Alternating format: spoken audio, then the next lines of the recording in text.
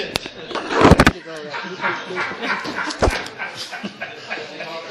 right.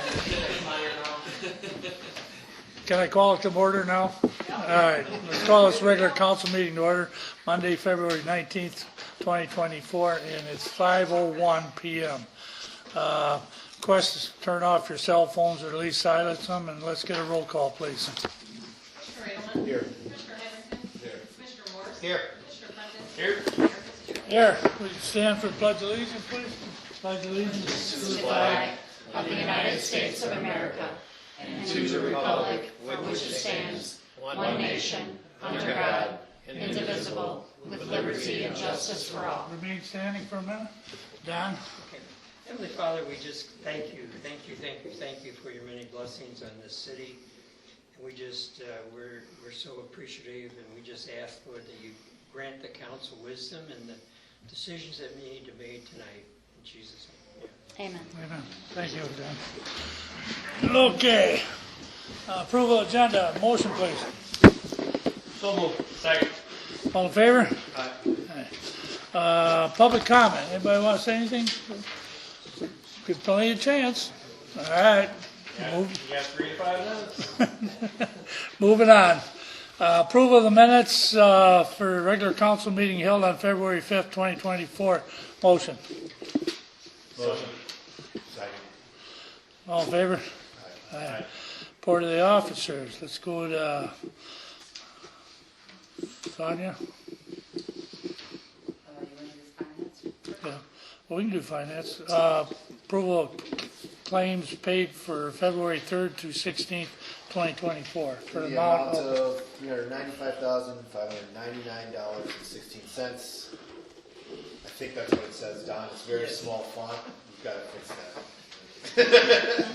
Thank you. Motion. Second. Second. Tracy, please. Commissioner Edelman? Yes. Commissioner Henderson? Yes. Commissioner Morris? Yes. Commissioner Prentice? Yes. Mayor Fitzgerald? Yes. Attorney's report. No report this evening. No report. Moving right along here. Now we go to Sonia.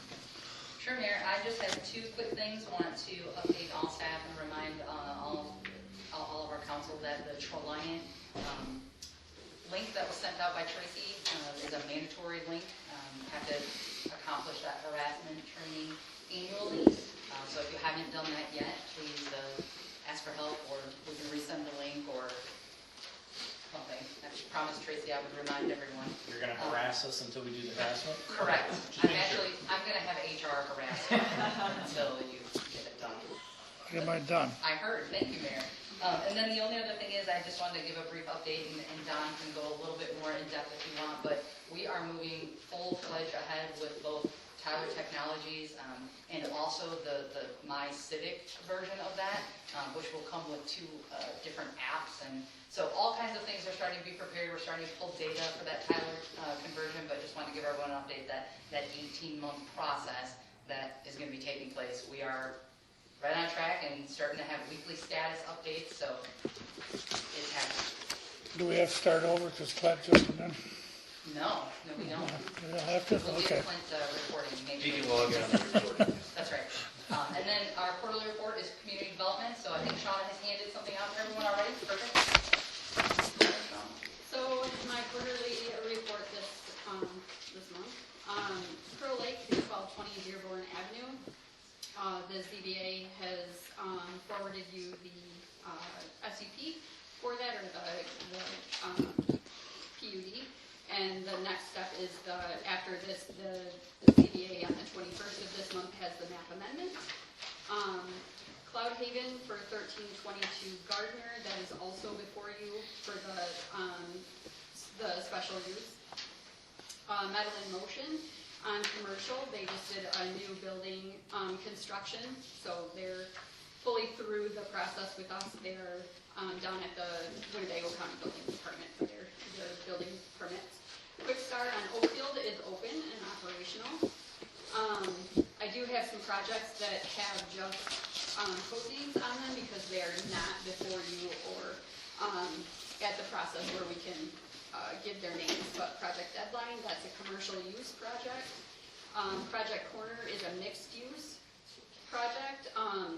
Open Air, that's a commercial use. Project Anchor is a commercial use. Project Panel, that is an urban transitional use. Rock River Development, that's a mixed use. We have some development, we have a development agreement. There's some hurdles that we're going through with the EPA cleanup, the UP right-of-way. Some of the other projects I've been working on are a review of the new zoning code. I've been working with Erin and the mayor on that. Garden Hotel, SOPs for both zoning and code enforcement. Hidden Creek has an approved building addition. Fast Mart at McDonald's on Manchester has an EV charging station. Progressive Lane, we just did an amended SUP from 2019. You guys had that before you, I believe it was last meeting. Miscellaneous permits, I've spent approximately 8 hours on new construction, or since it's not yet construction season, but a few permits that have come in recently are excavation permits, shed permits, a fence permit, and one hen application. The hen application process, that's been finalized, obviously. Spent about 8 hours on pre-annexations. I met with Jessica a week ago to go over the annual census, and I'm waiting for the paperwork to finalize that. Short-term rental process, I've been working on that. I attended the Winnebago County Health Department partner workshop at Montecito Club. I attended the Illinois COG meeting. Attended the FEMA flood mitigation risk meeting. And then we followed up with them today. Reviewed the new zoning code again, Garden Hotel, the different phases of the Garden Hotel through the last few months. I've been working on pending litigation. If you guys have any questions on that, please feel free to reach out to me directly. For code enforcement, the code vehicle, we did just have to put, that vehicle has 2 mufflers. We just had to replace both of the mufflers on that. Actually, Steve's group did that. And approximately 30 notices of violation have been sent, and 8 summonses have been sent. All of the code cases, the summonses, have all been remediated prior to going to hearing. And that wraps up my report. Very, very busy. Yeah. That's excellent. A lot of projects going on. That's, Remediated prior to hearing? It can be.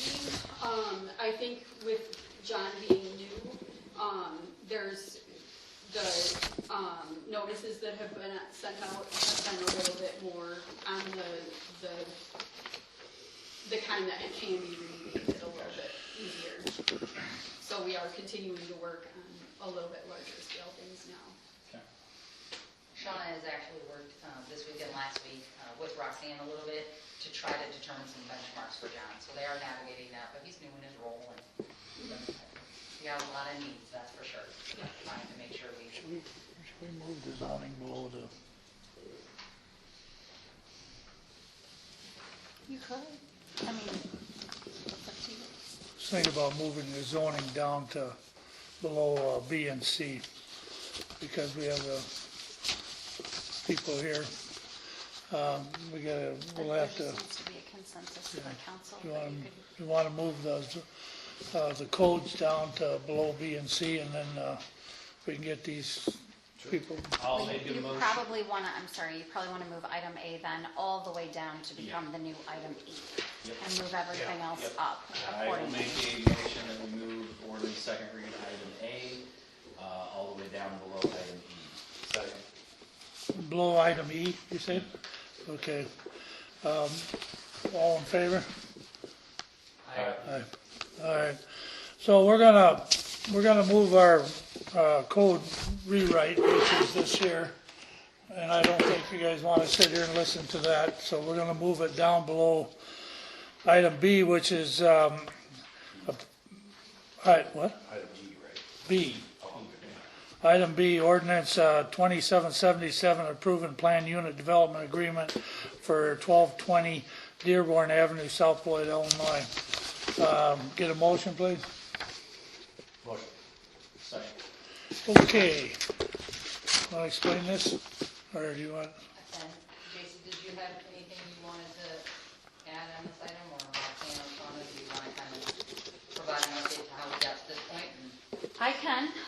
This is the same planned unit development agreement for Pearl Lake that was on the agenda 2 weeks ago. There have been no changes to the agreement since you last reviewed it.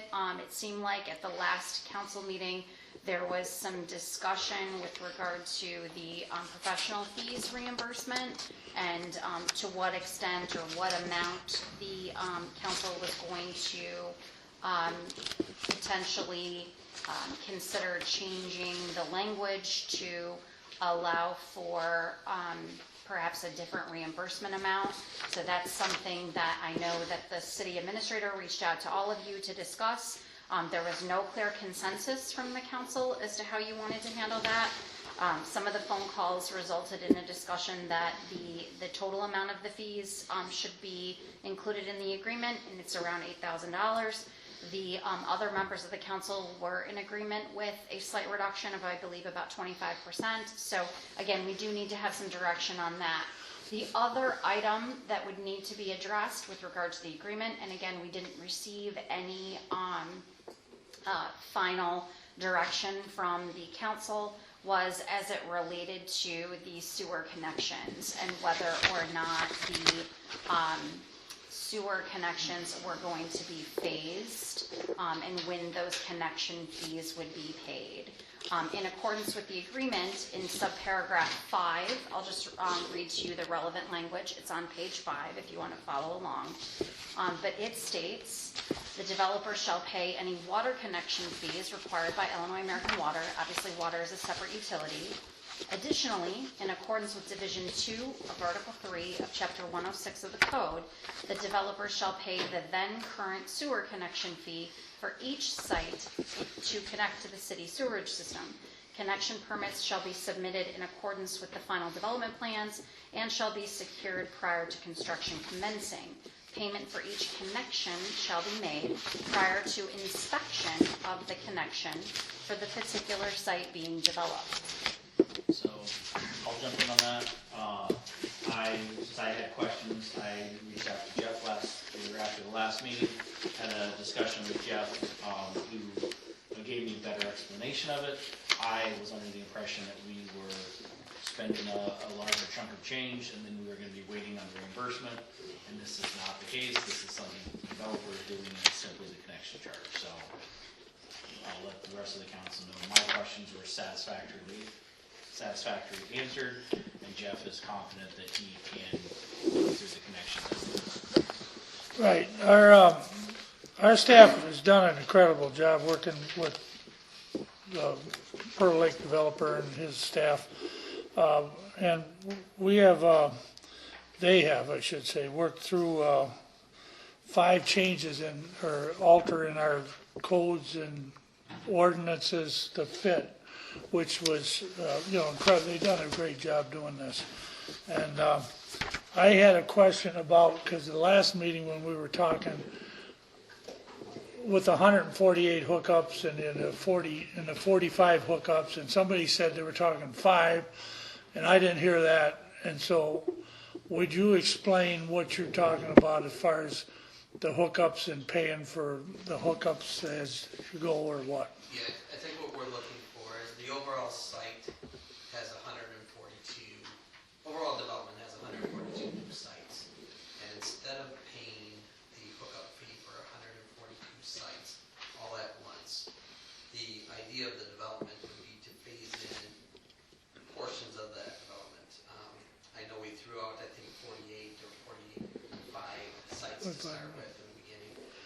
And what we were asking for is that as we develop, 40 sites and they're going to be hooked up, we would work with Jeff or the city of South Beloit to come out and inspect those sites, pay for those sites before he would give the approval to move forward. So instead of the entire 142 site bill or sewer connection fee being paid up front, it'd be paid as we develop chunks of those. So if you develop 20 of them out there, hookups of water and sewer, then you won't be using them, but you would call Jeff to come out and inspect, and then Jeff would give the okay, and then you'd have to pay for those 20. Yep. Or 25, or whomever, okay. And Mayor, I can add, Sure. I should have led with the fact that Jeff Armiger is actually an emergency Yeah. today. We did have something going on that he needs to be there along with all of his staff, so that's why he's not here. But I know that Jeff was of the opinion he would like to do this quarterly, and he didn't want to overcommit to something without reviewing that with Lance, but it sounds like Lance and Jeff are both on the same page that, you know, like, let's touch base quarterly, come up with those numbers, and that was agreeable to Jeff also, but Jeff didn't want to, you know, commit that at the last meeting without making sure that that was on pace with what Lance was. So that part's done. Yep. Now, the other part is the fees, the professional fees. And, I mean, I was one who said 25, and that was just shooting off a number. It's up to everybody here to this. The total is 8717, right? Do you have the totals pulled up for you? It was $8,717.60 as of February 5th. And as a reminder, that does not include, you know, my time, Tracy's time, Sean's Right. time. It doesn't even include Brandon's time that he's here in the office. It only includes, that number is Brandon's time for things that he has to outsource to someone else at Fairgraham. That includes the review time of our attorneys and the review time of our planning and zoning official. So it's really the like above and beyond staff. So this is just 8,000. extra. Correct. Yeah, above and beyond our typical. I think those are direct expense to us. It's not something that we can say our staff will take care of. We paid out for other services, and I think we need to recoup that entire amount. Bernie, Courtney? That was my viewpoint last week. It's still my viewpoint. I also understand your viewpoint of the 25%. I would take that 8717, and if you round it down to $7,000, that's 20%. I'd be willing to go to 20% from a no. I was gonna say 25, but I mean, getting it to an even number at 7, I mean, it's a little bit of give and take, you know. I mean, I understand we're trying to recoup some funds. We're not. As you already said, nobody's ever going to be happy. Right. And a compromise, I mean, I feel like I say it every meeting, right? A compromise by definition means nobody's happy on either side. This is, Brian? you know, something I could live with. Yeah, we need to recoup our funds, so I'm okay.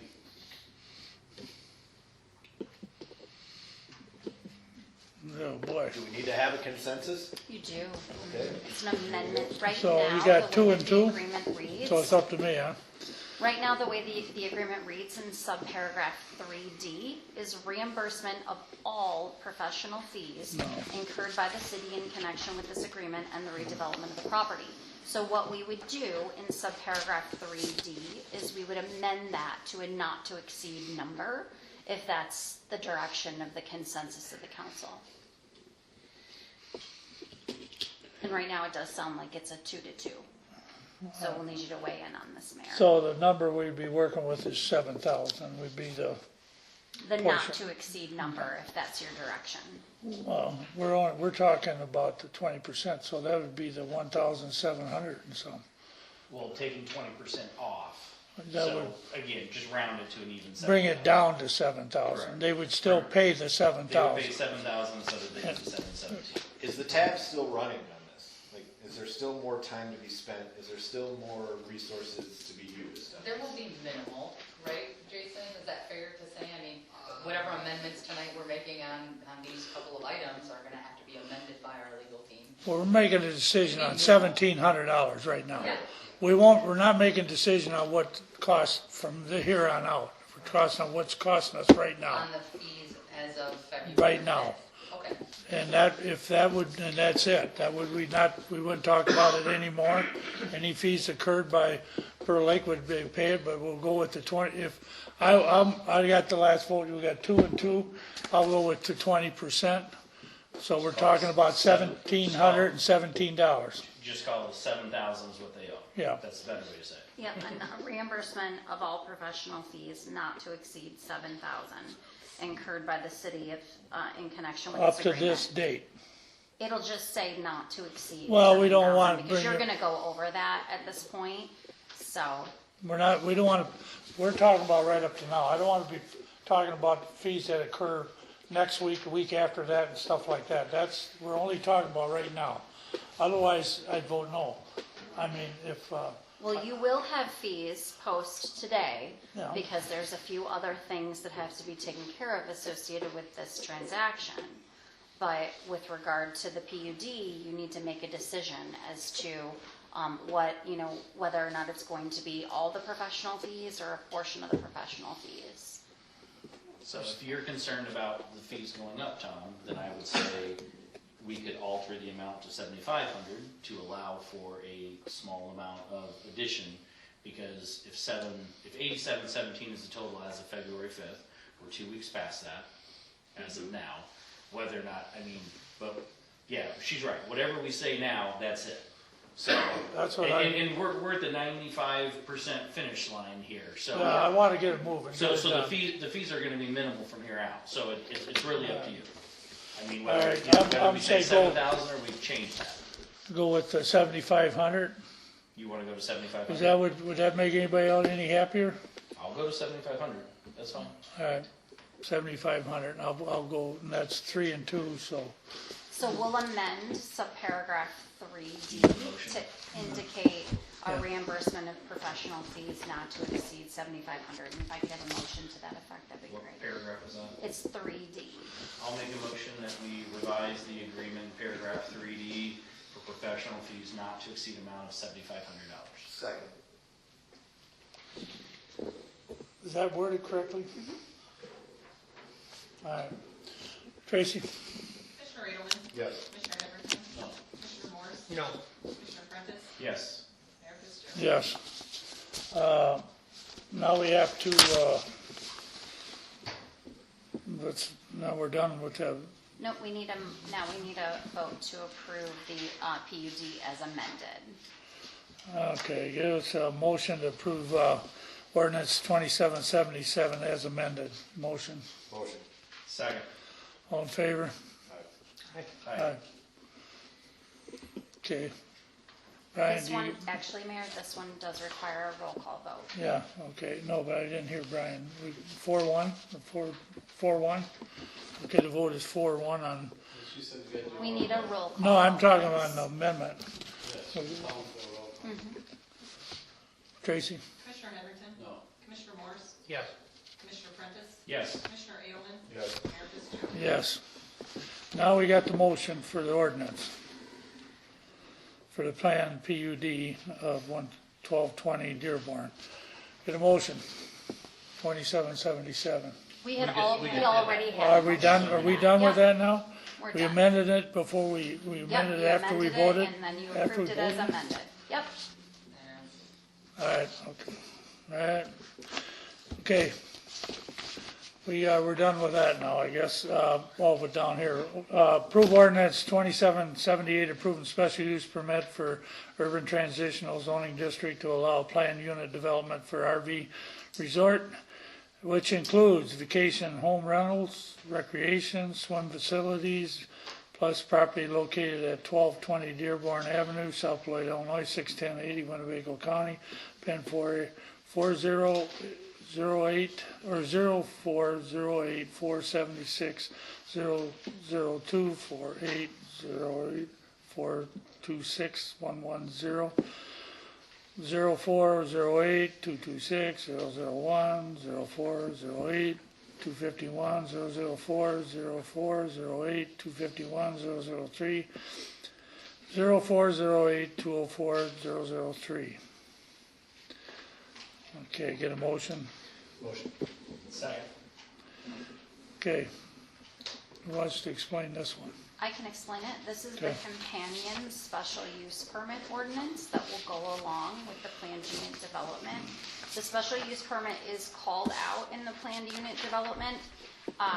So this is just a companion ordinance that needs to track along with the ordinance that previously was approved. There's one more ordinance for this development that will come at a meeting in March, and that is a map amendment that we've just determined is necessary. I would note, just for the record, Tracy, I believe that Eric sent a revised document because there was a spelling error in the title of this one, but the one that's in the packet for tonight is the one that still had the spelling error. So I just want to make sure, whatever, assuming this passes, which I assume it will, when we have the mayor execute ordinance 2778, if we can just make sure that it's the amended one that Eric sent. I have a question on the map amendment. There were some questions last time around holding up the process. Is that? Shauna, do you want to address that? It's not holding up the process, so the map amendment will just go as a condition that it just has to be finished in order for the PUD to carry through. So as soon as everything else is taken care of, the map amendment is taken care of, then this goes into effect. Yeah, and the map amendment will be before the ZBA Wednesday. Okay. All right, I guess we're ready for a vote. Tracy, please. Commissioner Morris? Yes. Commissioner Prentice? Yes. Commissioner Edelman? Yes. Commissioner Heatherington? Yes. Mayor Fitzgerald? Yes. Okay, where are we at here? The approve ordinance 2779, approving zoning map amendment for the property commonly known as 1322 Gardner Street, South Beloit, Illinois, 61080, pen number 0405427003. Proposing that the said property be zoned for a commercial retail zoning district to commercial traffic zoning district by the city. Get a motion, please. Motion. Second. Any discussion on this? I Huh? don't think we need discussion on this one. Nope, I don't think so either. All right, Tracy, please. Commissioner Prentice? Yes. Commissioner Edelman? Yes. Commissioner Heatherington? Yes. Commissioner Morris? Yes. Mayor Fitzgerald? Yes, approve ordinance 2780, approving the special use permit in the CT Commercial Traffic Zoning District to allow planned unit development for an adult use cannabis for property located 1322 Gardner Street, South Beloit, Illinois, 1680, Winnebago County, pen number 0405427003. Motion, please. Motion. Second. Okay, discussion. I can start. It's my understanding through our attorney that the ownership group has been really easy to work with. They've heard some of the concerns, at least that I had, in terms of signage and branding. Those adjustments have been made, so I appreciate that. So going out of your way to accommodate what you're coming into. So thank you for me. With that said, the discreteness part of my comment last week was really more around just that, the signage coming into the gateway of our city. It has been widely known that area is deteriorating rapidly. My hope is that high tides will raise all boats around it. They're going to be putting a lot of time, investment, and money into that corner. And hopefully, the businesses in that surrounding area can see that and make that same investment. Or hopefully, maybe, they need to expand their parking lot 3 or 4 times like another place in town and buy lots of properties too. So, in my mind, thank you for making those accommodations. Thank you. And signage, everybody, I see that we got a message on the signage, and I mean, there's no problem with that as far as I can see.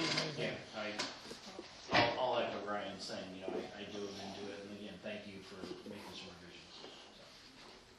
Mayor, if I just could, just for the benefit of the council, and I know I mentioned this in my conversation with Commissioner Edelman, but as the council is aware, as the city is move forward in expanding zoning and planning here in the city, and the emphasis is placed on that, especially with the hiring of Shauna Henthorn as the community development director.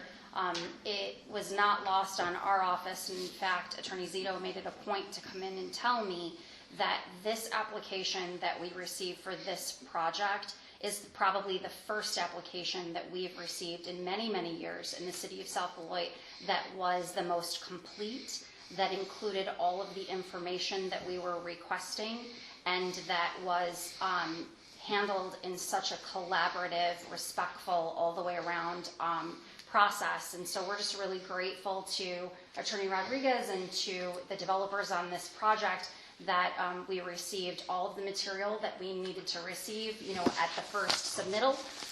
And we were grateful because it makes Shauna's job a lot easier. It certainly makes our office job a lot easier to have such a complete submittal the first time around. So thank you for that. Yeah, that's all we heard is good things about how you come in with everything, all your T's crossed and I's dotted and everything, and that's, makes it easier, like It rarely Roseanne says. happens. And, looking forward to it. Yeah, One more question. sure. You know, in this, you know, I know that there's a number of outstanding adult use cannabis licenses that the state has yet to Yes. issue. My concern is now, you know, we're gonna start seeing, these places growing like, forgive me the pun, it's just there, weeds. We've gotta find a way to stop. We're gonna put a limit.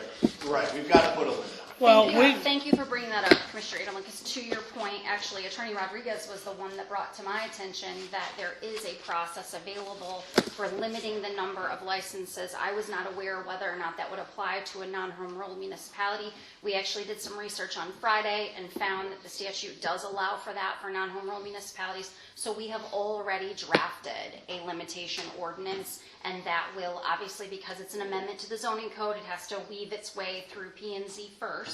But we'll be working with community development to get that on a future ZBA agenda to get that before you. well, I'm sure you don't want any more competition in this town. I mean, we are, I said before, I never had smoked in my life, but I could care less as long as we make money off, and everybody behaves themselves, that's all that matters. And our chief of police told us that the other one, we had no problem with it, only somebody drove through the building, but of course there was nobody there at the time. But other than that, I have no problem with it. Anybody else have anything to say about this? Okay, Tracy. Commissioner Edelman? Yes. Commissioner Heatherington? Yes. Commissioner Morris? No. Commissioner Prentice? Yes. Mayor Fitzgerald? Yes, passes 4-1. That's it. You didn't have to say a word. Thank you, we truly appreciate it. We'd love to say a lot, but we truly Hey. appreciate it. Nobody's there, so. Well, thank you guys for all your patience and all this, and thanks for having everything up to date and ready to go. Stay to the end, still. You're free to run, do what you can. Yeah. Okay, well, we'll go back to A. We're back at the start. We're going to approve ordinance 2776 to adopt a revised zoning code. Get a motion, please. So moved. Second. Okay, we'll have a discussion on this. I talked to a couple of you guys. I plan on laying this over, Okay, I was just not till gonna the say, next I'd like meeting. to discuss and table. So. Yeah, but I want to have a discussion now on the different parts in here that you might change or add or subtract from. Okay, I can start. Nobody else wants to. All right, in the zoning code here, I went through this whole thing, and I don't want to belabor this, but one of the problems with it that I found was front yard. Front yard, Mayor, could you please just cite to what page and section? Page just so I can 15, make sure I'm following page along. 15, 166. Page 15. It was kind of, this is what I've received from and it's on number 80 on page 14, 166. Property lot corner, 2 front yards designated by 1 front yard and primary front yard. Primary front yard, I thought we're putting a lot of words in here. Primary front yard, as we discussed earlier, was where your front door is. Yeah, Anderson. your address front door. I mean, if you use the side door as your front door, that's up to you. But wherever your front door is and the address, that's your front yard. And your secondary yard is, if you're on a corner, would be the corner yard or towards whatever. And that, I just thought that was kind of wordy, and I don't want anybody to get whatever. Can I respond to Yep. that, Mayor? Okay, so I think you're referring to the definition of lot primary and secondary, which is subparagraph 80. On, at least on my version of the code, it's on paragraph, or it's on page 14, but it could also be page 15 on a printed version. All this does is designate what will be deemed as the front yard for purposes of applications for example, a fence or a driveway permit application. It's so that there's a very clear definition that one of the front yards, if it's a corner lot, will be designated as primary and the other as secondary.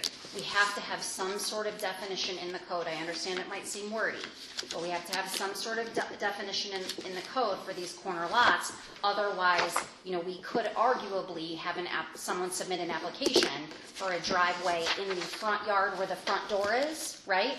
And a driveway for the front yard where it's also adjacent to a roadway, but is actually perhaps the secondary or side yard. So that's the purpose of having this definition in the code, is just to make it clear for purposes of applications. That's all it does. I understand the wanting to cut it down. I know, I'm just saying that. But I think honestly, the more words, the better to solely, strictly Well, define, make the definition. The reason I say this is because when we had a discussion here one time that lasted an hour on side yards and front doors and what have you. And I just said I didn't want to have it any more confusing than what it already is. But that's fine with me. As long as we understand it and the people behind us that come along understand it, that's fine. I was another one here is page 93, page 93, and it was repairing fences. About, Can we back up for a second? yeah, Well, how many do you have on your list? well, I got all kinds of I stuff. know. Go ahead. So, page 45, All right. I went through, let me get to it here, page 45. Could you also give the section number? Yep, please? F number 1 on page 45. You want more than that? Is that about the zoning council? This is about, review by PCC and City Council. No. And the comment was, ZBA recommended just review and be approved by the PCC.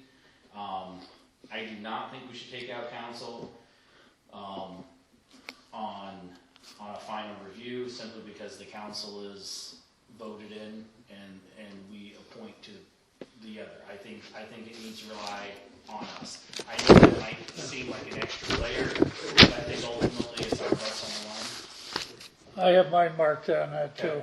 That was something like we would have no control over it. The council would have no control over it. That was that something that the ZBA could change, and then Got it. they would have the final say on Yep. everything. And that's the way that it is currently drafted, is Correct. that it would be PZC and City Council, so no revision Okay. needed there.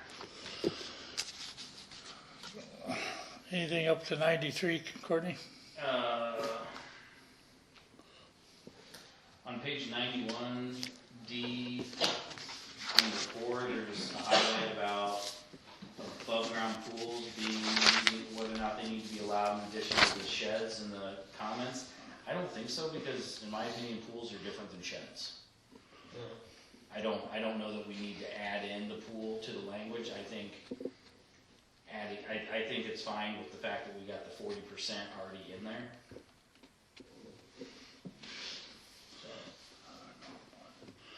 I think that covers it.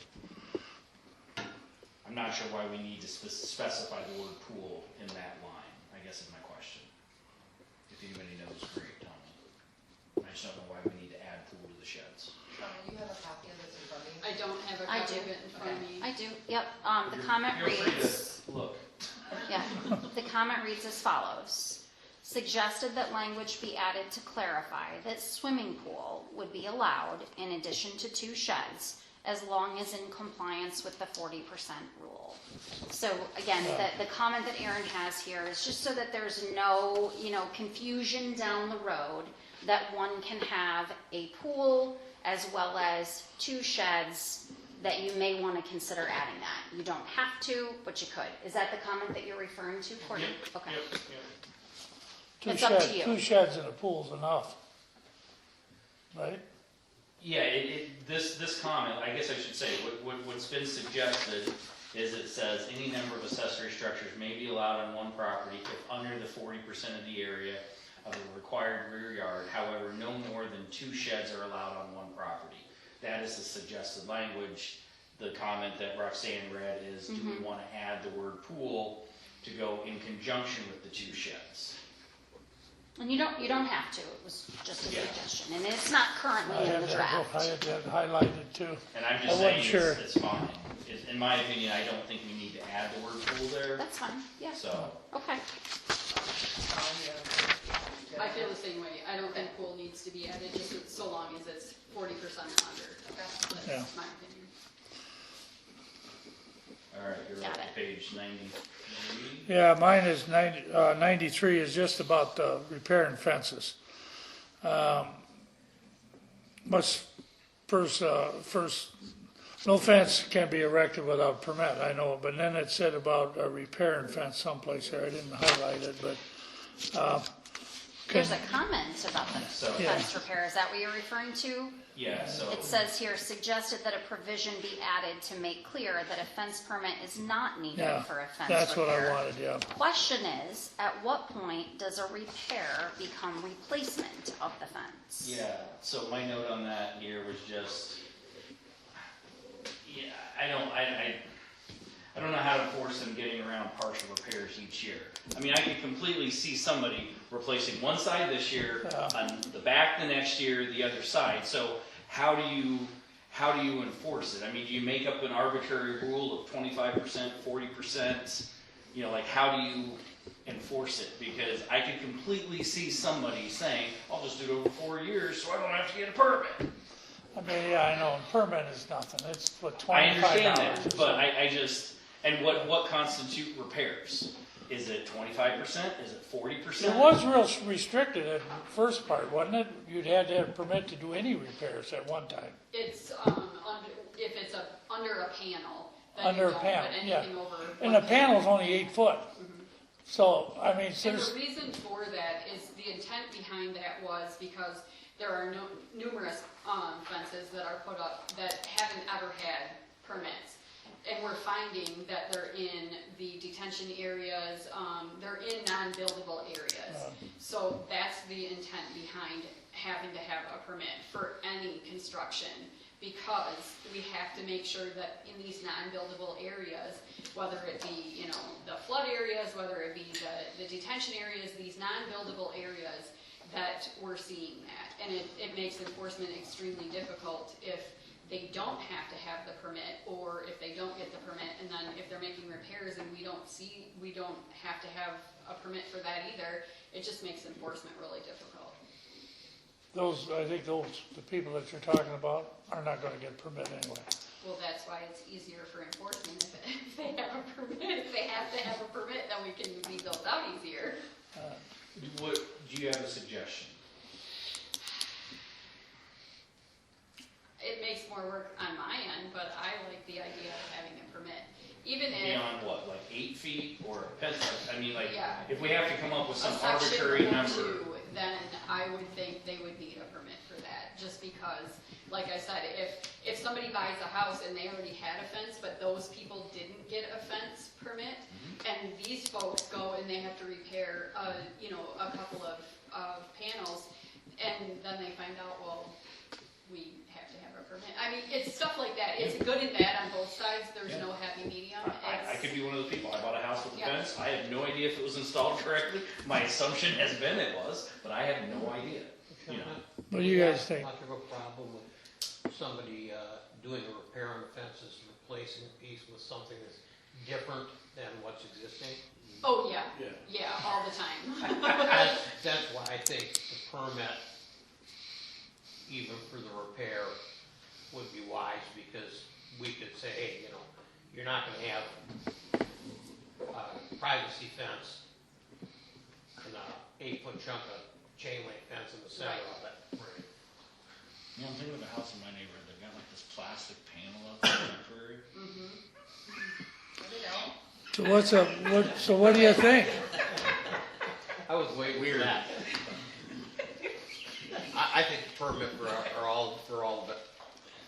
If there's All right, any what do you guys think? major repairs on it, We got, Kenny, you're saying a permit for all of it? Yeah. Regardless if they're doing any repair? yeah. That way we know it's being done right. Yeah. it's gotta be more than, at least more than a panel, because there's everybody does a, you know, I can live with an 8-foot panel because that's the way it is now, Yeah. right? Yeah. I can live with an 8-foot panel because of what we're saying here. We don't want a chain link fence in the middle of a. you can tell when somebody repairs a wooden fence because the weathered, one's Right, weathered and one's the other weathered, one one's isn't, not, so. right.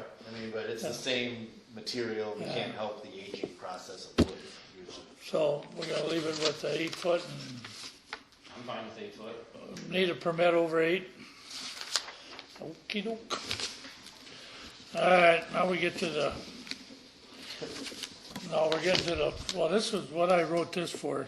I'm halfway through my list, so we're making great time. Yeah, well, chain link fences with slats or screens are prohibited, but I did not see in there, or didn't write down or something, I've done this about 2 months ago when I got all this stuff, was in floodplain. Remember we had talked about Mayor, having. can I Yeah, have the go ahead. page and section that you're on, please? All right. I have to keep notes so Oh, I can make sure that 104. Aaron's makes these changes.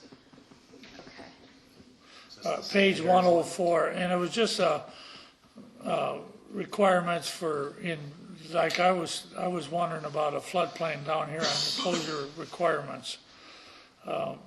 What section is it? I'm That's sorry. on C and B and C on page 104. Closure requirements, existing construction and floodplain.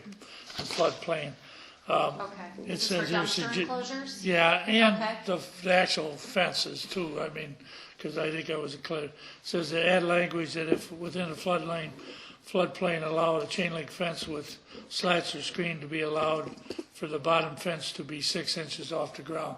Remember, this was down, we had discussed this here in length about people that lived in the floodplain down here. And they said, well, we didn't want any fences. They didn't want any fences because when the water rushes down there, it catches everything.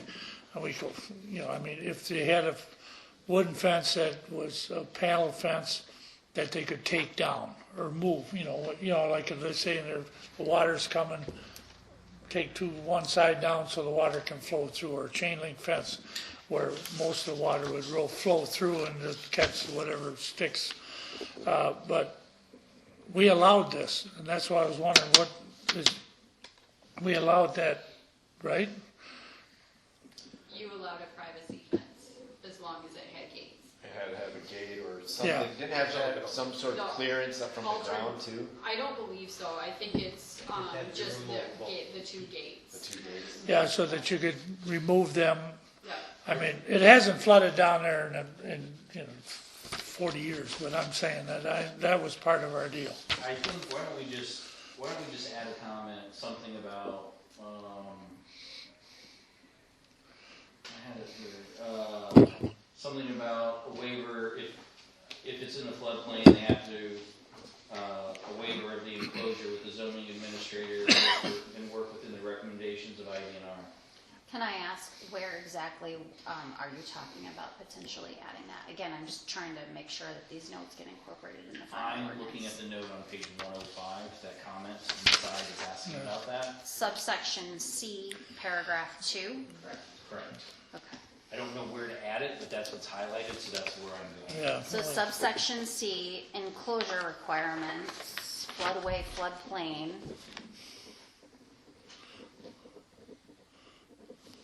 I was just saying. Subparagraph 2, where it reads, if neither a dumpster enclosure or landscaping is permitted by IDNR, the applicant may apply for a waiver of enclosure with the zoning administrator In these instances, the city recommends storing the dumpster within a principal building or accessory structure. That paragraph? Yes. Okay.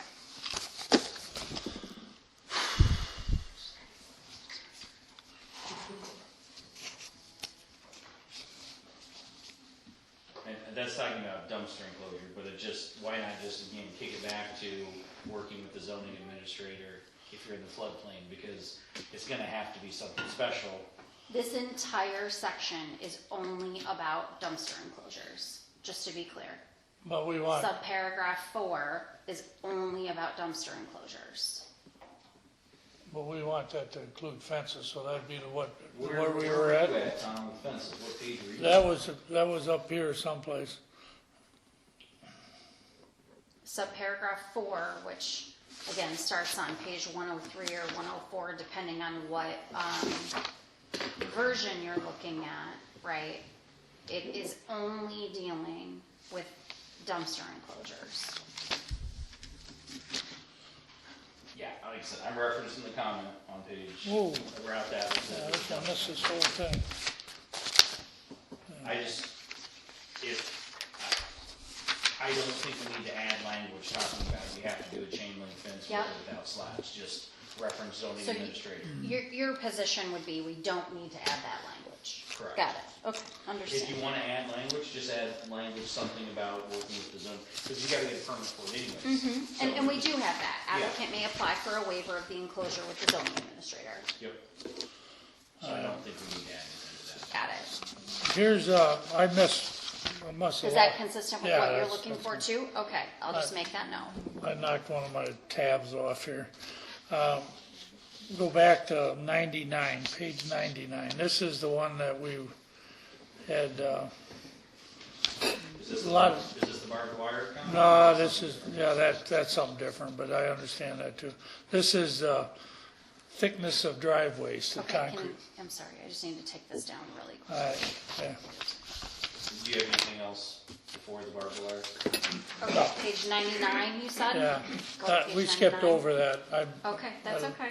I lost I'll the get tab. there. Okay, 99 on here. All right, this was, when we wanted 6 inches of thickness of concrete on your own property. I see that, yeah. That was- E, that's- Subparagraph 1I. That's a highway almost. I mean, we're, within reason, you know, 3 to 4 inches on your own property, because that's your own property. And as far as anything that's past the right of way towards, that's owned by the city, then that goes by code, whatever the code is for the state, whatever they, I know they have, the approaches have to be 8 inches, and for ballots on the right, on approaches and 6 inches of concrete, yeah, that's fine. That's, because that's not our business. But I think that any time it comes, comes to guy putting in a driveway or woman putting in a driveway, they're 4 inches, sidewalk, they run off the driveway and they go up to the house on the sidewalk, 2 inches, that's up to them. That is not up to us, because I don't see any reason that we should tell somebody that they need 6 inches of concrete to drive a 1-ton car on there. You know what I mean? It's just ridiculous. I'll agree. I mean, 6 inches is complete overkill. Driveway mats on new construction, 2 to 3 inches. I would say in tabling this, let's talk to somebody to find out what the thickness is they're installing. Like I said, I've heard 2, I've heard 3 on blacktop mats. You got something? I was just gonna note that, you know, that we have discussed the depth and the thickness of driveways many, many times over the last couple of years. This is what is currently, I believe, in the code, and it is the engineer's recommendation. No. I'm not saying this. I'm saying let's talk to what is being done in the market, not what's being done in our code. And you're gonna get a difference of opinion I depending understand on who you that. ask. I'm telling you right now, 6 inches, I am 100% not for. Understand. I am 100% too. not for 6 Understand. inches, it's overkill. But I think in bringing this back, because we're gonna table this anyways, I think that the driveway thing, I'll get some answers, I'll bring it. Do we need to table all of this? I think we're doing a good job of checking through boxes. I mean, Well- I can tell you right now, I'm with you guys on it doesn't need to be 6 inches. If we need to decide on that to get this done. Well, it needs let's to go. be an amount, though. We need to give have them an amount, to so we'll just, specify I'll an come back amount. with an amount for this one item. And on then that. you need base too. Base, Let's they're just talking come back- about, Let's just table driveway. Alright. Table driveway, we'll come back to it. Alright. okay, moving on. Back to that page 97, the only thing on there was the barbed wire is okay for government. That's fine. Yeah, it was because we had barbed wire around our buildings. Yeah. I need to, Yep, Look that's at that page page real quick. 96 or 7, letter C, something above that. Prohibited fencing. 3C under number 3 fences. page 97. 6 or 7, there's a comment in the sidebar. I'm just going through all the comments in the sidebar. Suggested that language be added so that government entities are allowed to use barbed wire? Yeah, that's fine. Okay, that's fine, okay.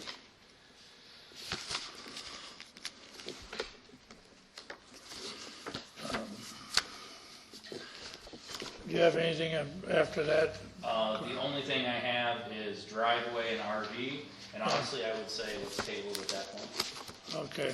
Yeah, RV, I would say, Because that's gonna be a lengthy discussion. Let's table RV along with driveway, and those will be the only last two things we're gonna do. Do you have any other items? Well, no, it was just Driveway and RV? driveway and RV is something that we want to make sure we do it right. There was a couple things in there, but I'm not even going to bring them up. Mayor, if I could, I'd like to then just run through these comments, just so that we have them on the record, so that our office knows what amendments to make. So on page 45, subparagraph F1, we will continue to have the council review and approval language, not ZBA only. Page 92, we do not need to add pool to the overall definition for that 40% calculation. That it will be known that will be included in addition to the 2 sheds. Page 94, there would be a fence permit for any fence repair over 8 feet. Is that in length?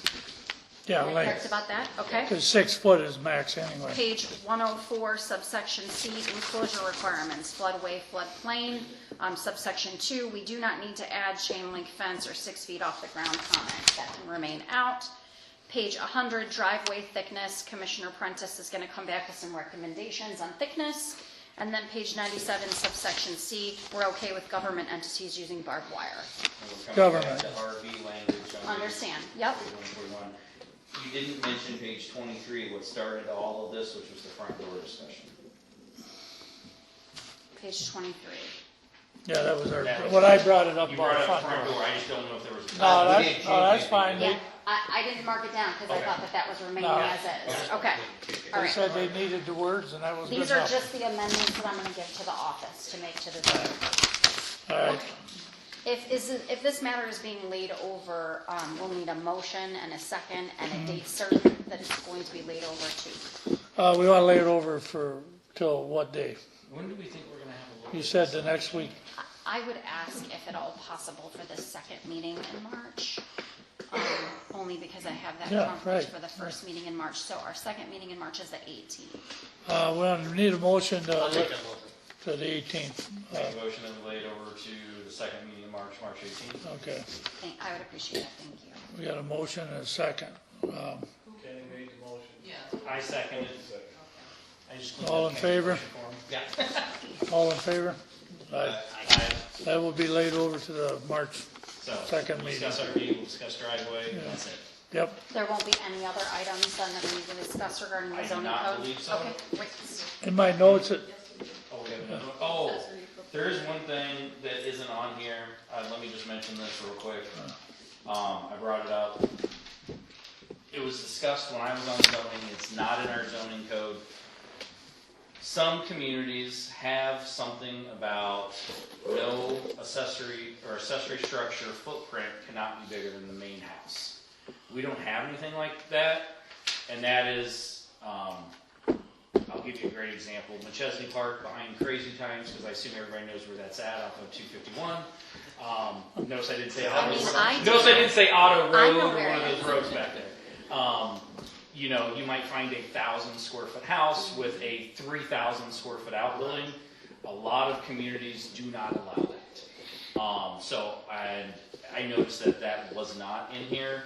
I think it's something that just kick around before our next meeting. Don't we have something, like it can't be like 60%? We thought so too. Sean and I began discussing it. We can't find it, so I think it was in there maybe in the past, and somehow it's not now. We couldn't find it. The only thing I can think of is that the 40% takes care of that. I don't know for sure. That house on Roscoe in, what it was, Jay Stahl's Yeah. garage, remember? We went through that 100 times too. So I feel like there was something, but Sean couldn't see it. I didn't see it, so just that needs to come Jay up Stahl had 2 properties there. He had an extra yard, and we wouldn't let him build a bigger garage unless he attached it to his house. That's the only way he could build it, is if he attached it to his house, and he didn't want to. Yeah. There was something about the size of it. Yeah. I don't know, Correct. I'm sure, I don't know. Yeah. Well, I can look, follow up too No. and see if I can find it, and I will get back to you. Yeah, like I said, I know plenty of places, Yeah. you know, have those in their zoning. You've got a 1,200 square foot house, you can go $11.99 on your building. You know, that's it. I'll take So- a look at it. I know, it's Winnebago County. And it might be a detached versus attached thing. It is, So- because that's what we went through here. If I told Jay that if he put just a attachment from the roof to roof, a breezeway type thing, it'd be allowed. Because he had, and he says, I don't want it attached to my house. Okay, you can't have it. That was it. That's the way it went. All right, so those are the 3 things that, when we come back. Okay, are we ready? Moving on.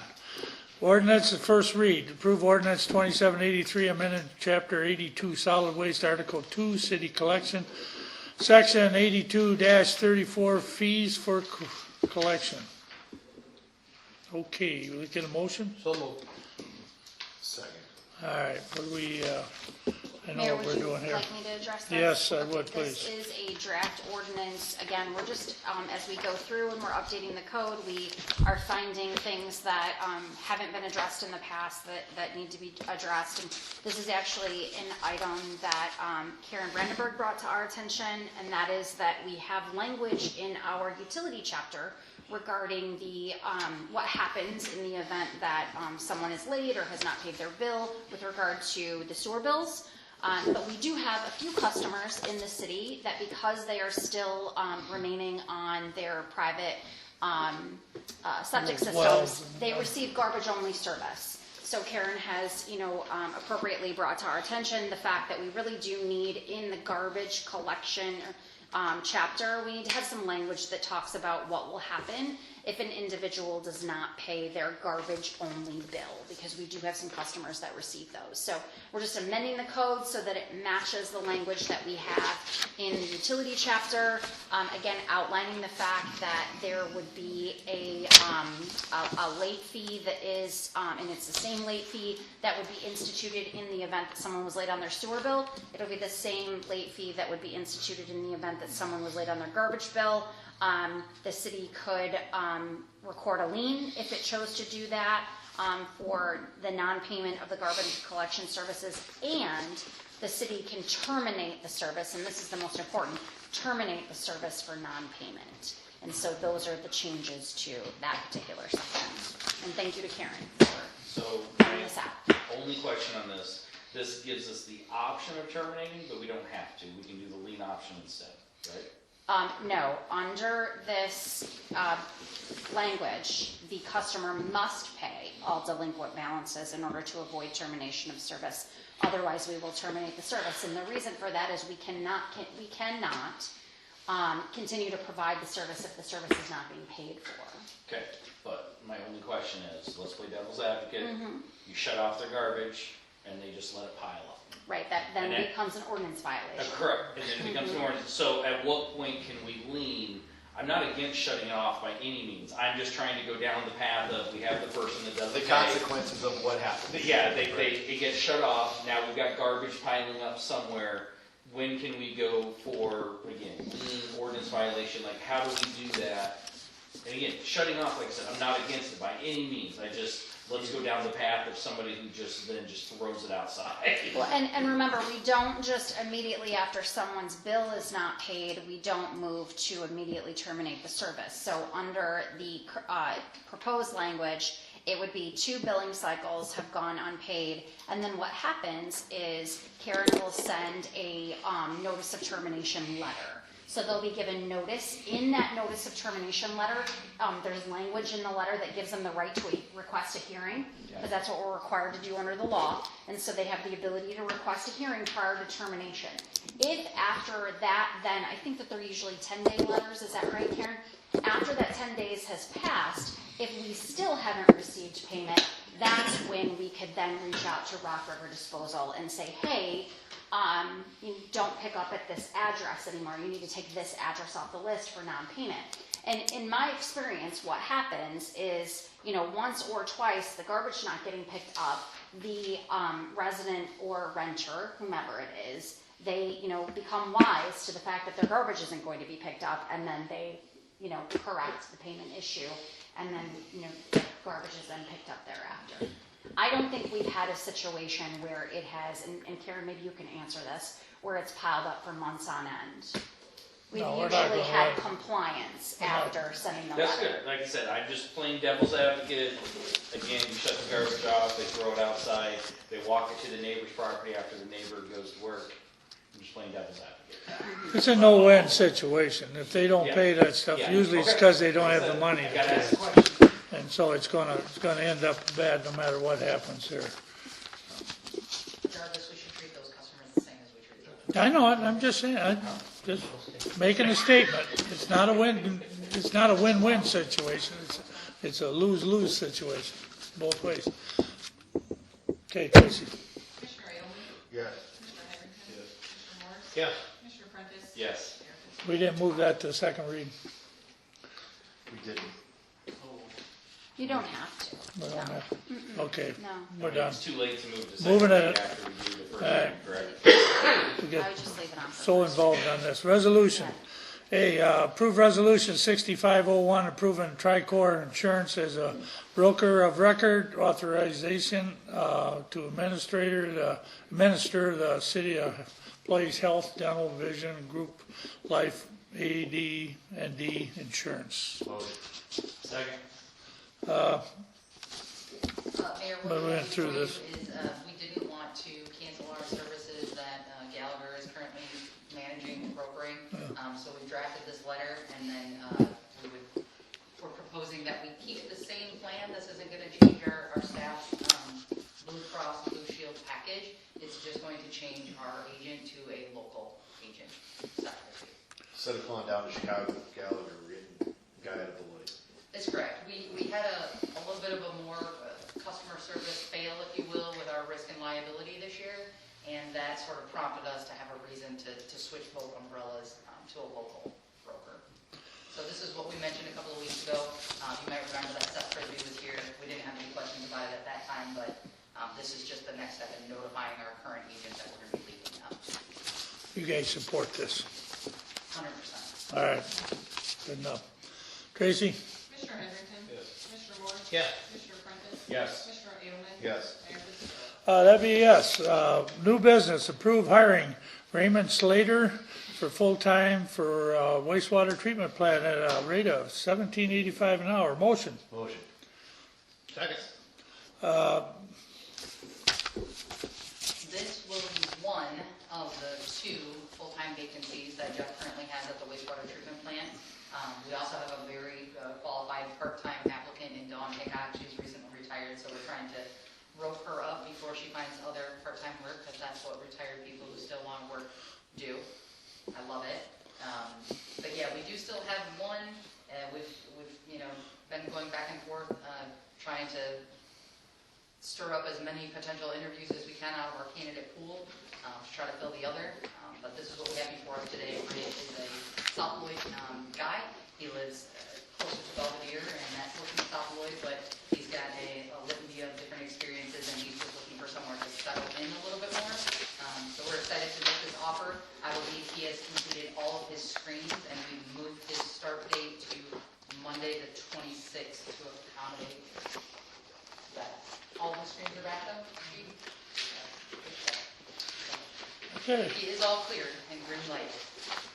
sounds good to me. Tracy? Commissioner Morris? Yeah. Commissioner Prentice? Yes. Commissioner Edelman? Yes. Commissioner Henderson? Yes. Mayor Fitzgerald? Yes, approve hiring Dawn Hickok as part-time for the wastewater treatment plant at a rate of $15 an hour. Motion. So moved. Second. You just explained all that? I did, and just so everyone's aware, that's the same part-time rate that we have in the other public works department as well. in our parks department. Sure. Same wage. Okay, Tracy? Commissioner Prentice? Yes. Commissioner Edelman? Yes. Commissioner Henderson? Commissioner Morris? Yes.